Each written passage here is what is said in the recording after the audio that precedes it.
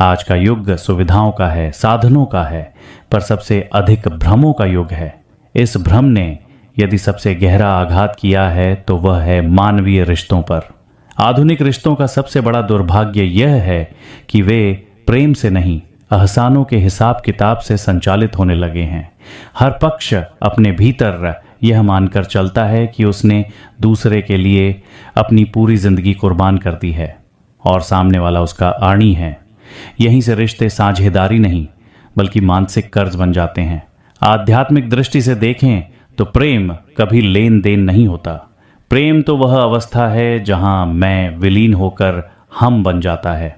लेकिन जब दोनों पक्ष यह सोचने लगें कि मैंने क्या दिया, तो समझ लेना चाहिए कि वहां प्रेम नहीं, अहंकार संवाद कर रहा है।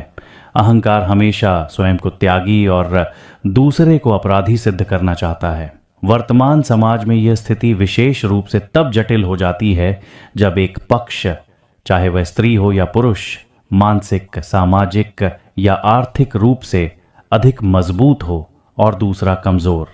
मजबूत पक्ष अनजाने में ही रिश्ते को नियंत्रण की डोर से बांध लेता है और कमजोर पक्ष प्रेम के नाम पर मकड़ी के जाल में फंसे कीड़े की तरह स्वयं को समर्पित कर देता है। वह जाल दिखाई नहीं देता, पर उसकी घुटन हर श्वास में महसूस होती है। इस आग में घी डालने का काम करते हैं बाहरी लोग, रिश्तेदार, मित्र, समाज और आज के युग में सोशल मीडिया। कलयुग की सबसे बड़ी विडंबना यही है कि यहाँ हर कोई सलाह देता है पर कोई आत्मनिरीक्षण नहीं सिखाता। जब मति भ्रमित हो जाती है तब सत्य और असत्य के बीच की रेखा धुंधली हो जाती है।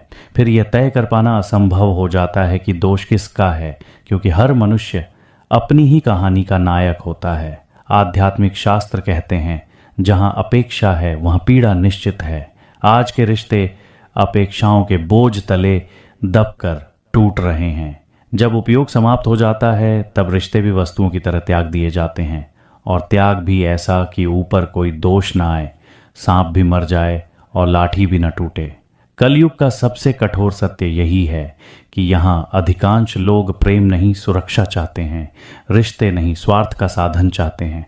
लेकिन जो व्यक्ति इस सत्य को समझ लेता है वही वास्तव में मुक्त होता है। वह जान जाता है कि शांति दूसरे के बदलने से नहीं, अपने दृष्टिकोण के बदलने से आती है।